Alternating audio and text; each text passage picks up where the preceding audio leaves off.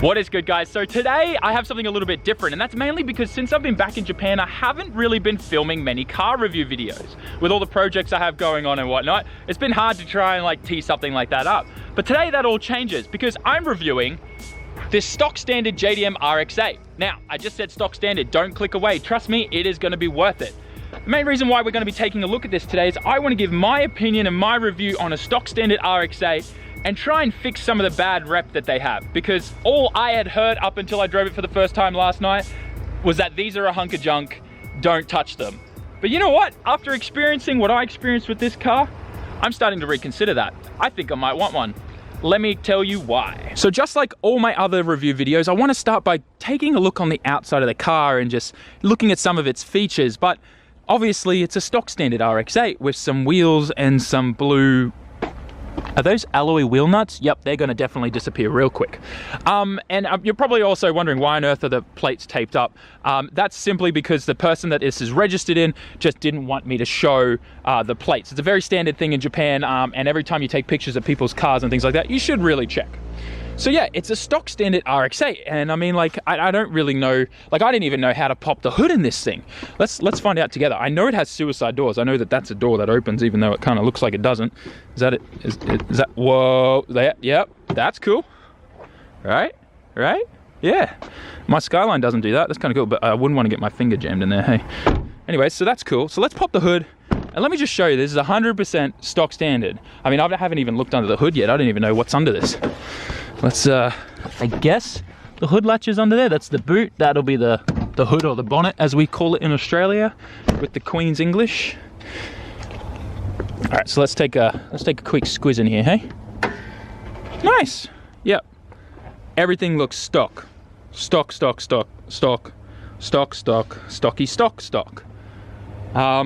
That's where the engine starts, and that's where it ends. So yeah, I think these are a 12A, like a Genesis 12A or something, I don't know. Don't know much about rotaries, I'm learning, you know, it's all part of the game. I'm trying not to be sarcastic here, but I literally don't know anything about these rotaries that much. All I know is the FD's had 13Bs, and everyone likes to put 13Bs in here because apparently the motors in the Rx8 are junk. At least that's what everyone told me. So, as you can see, completely stock standard. At least we got a full tank of washer fluid. So that's kind of, I guess, the outside of the exterior of the car. Nothing all that fancy. Let's jump in the interior and show you some of the cool features in there, because this is where, you know, it might actually be unique for you guys because it's a JDM model. We got the Bose speaker kit installed in this, like features. We've got the legit JDM ETC card reader that keeps falling off from the double-sided tape, you know. It's all G. We'll just put that back there for now. But a lot of people seem to think all the buttons are in Japanese, but these are actually all in English. The only thing that is in Japanese if you get a JDM Rx8 is the like kind of heads-up display thing, the Navi.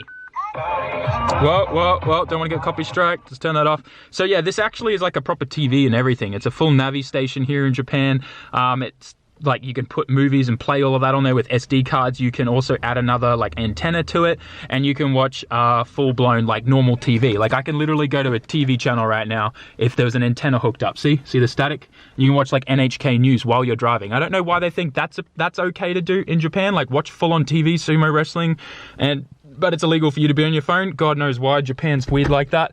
I'm sure it's actually illegal, but everyone does it. So anyways, that's pretty much, I mean, like, it's got a nice hole here. That pretty much sums it up, I feel like.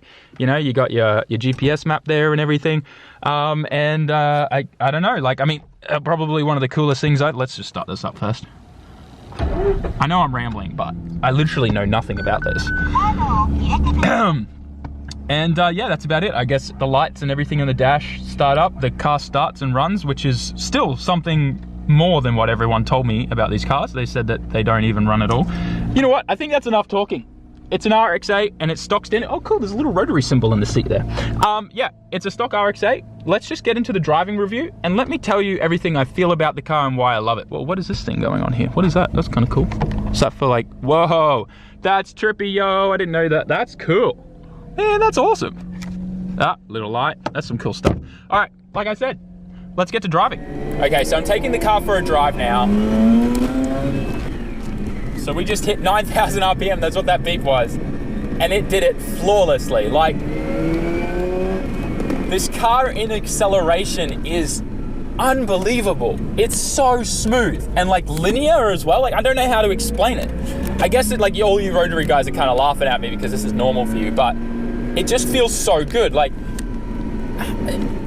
I know I say this a lot every time I drive like a rotary, like the RX-7s, but it's weird being at like 8,000 RPM and it feels the same as if the car was at 4,000 RPM. You know what I mean? Like in RBs and things like that, and SRs, when you're at that range, like, you can feel the engines, you know, getting pushed. But this just doesn't feel that way. It feels like it could just keep going forever.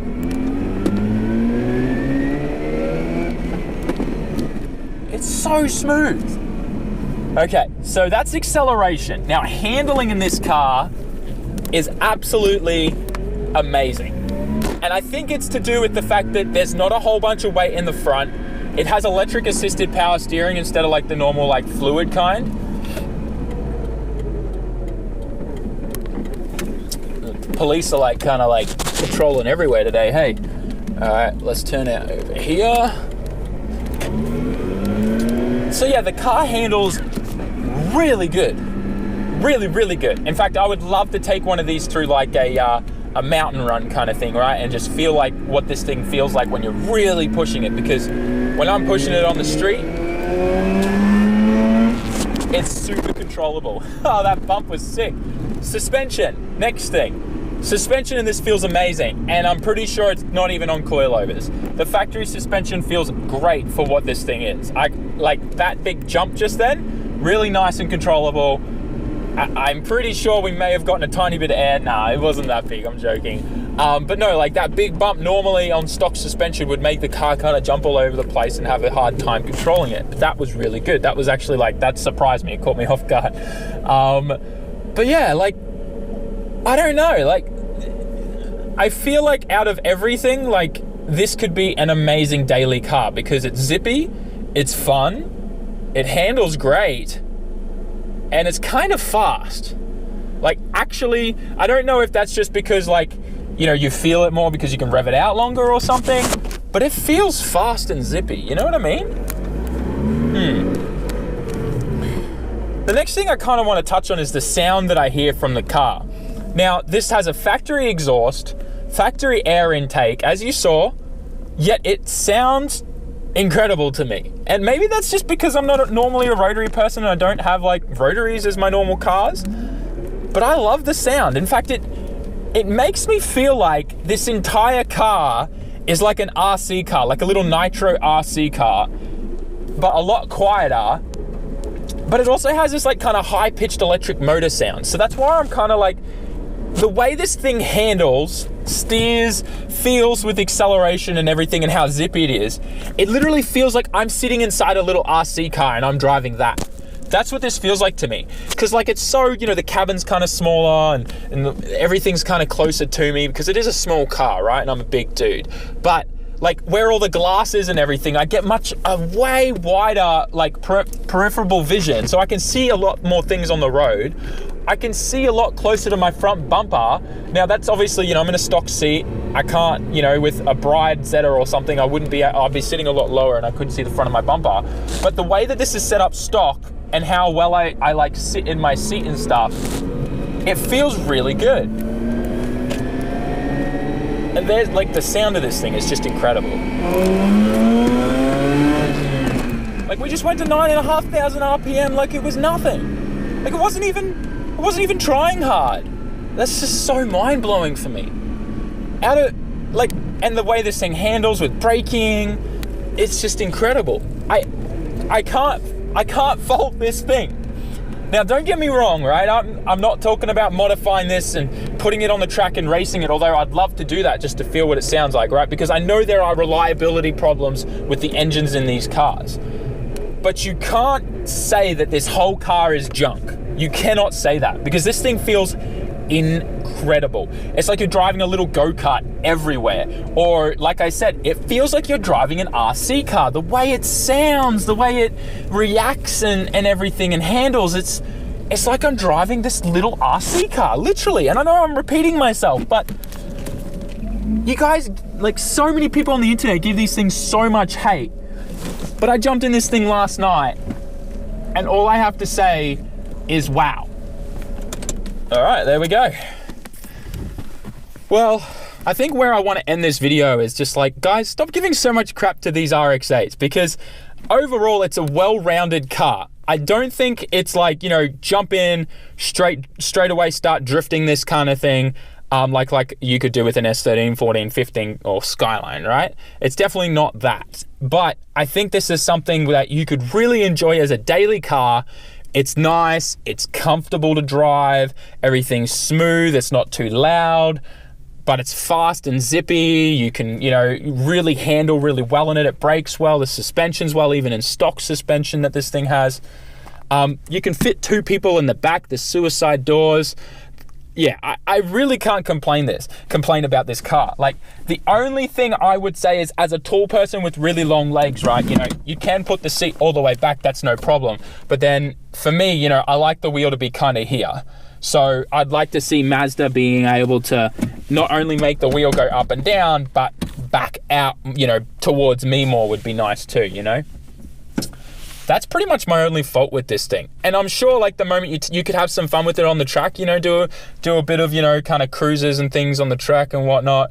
But I definitely think you need to look into some cooling modifications and, you know, safety features and things like that if you wanted to start racing this or getting into drifting. And obviously you need to do a bunch of modifications. But as a well-rounded daily car, this is amazing. Absolutely. And like, I get that it's kind of a feminine looking car as well. Like, and the funniest thing happened, right? I picked up May. She's never been in an RX-8 before. She sits in the passenger seat. We leave the train station and I'm literally driving for like 30 seconds. She goes, "Oh, Sam, this car's amazing. I really like it. I love this thing." Like, she loved it. Like, you have no idea. And she literally, like, in Japanese was like, "Kono kuruma ii ne," like, "Kono kuruma ii." Like, she kept going on about how much she liked this car. So that kind of cracked me up, you know. A female jumped in and, like, within like a minute she really loved the car. And she, not only did she love the look of the car, she's like, "Inside I really love it, it's comfortable, you know, it's fast." And so I was just kind of like, man, the stereotype confirmed there. But overall, it's a great car, and I think people don't give him enough credit. Sure, if you wanted to use this chassis for something, take the engine out and do something cool with it, you can. But I think Mazda really targeted this well. They built it as, I feel like they just wanted to make a fun daily car, because that's what I feel when I drive this, and I'm impressed. So there you guys have it. I hope you kind of enjoyed my review / opinion on the RX-8. In all honesty, like I said, I think people give them too much crap. I think it feels great, fun, zippy, daily car. But I think, obviously, like I said, if you want to have some like motorsport fun in this chassis, you definitely got to do a bunch of mods. Oh man, I just realized I took the car for test drives and I still had the plates covered up. No wonder, like, the 3 cop cars I passed, they were looking at me so weird. I was like, why are they looking at me like that? I'm in a stock RX-8. I got my freaking plates covered. Damn it, Sam. Trying to get pulled over and arrested? Damn, that's a hefty fine here. I hear, like, you know, trying to hide your plates is actually a really hefty fine here in Japan. Anyways, enough of that. So yeah, tell me, guys, what you think in the comment section. If you guys agree with me, if you've ever driven an RX-8, I'd love to hear your thoughts and if you confirm what I feel. But yeah, I really think that it feels like I'm driving a little RC car, like almost a little electric one. With that, guys, thanks for watching. Make sure you like, comment, share, subscribe. Check out the links in the description, and I'll see you in the next one. Ciao, mata ne.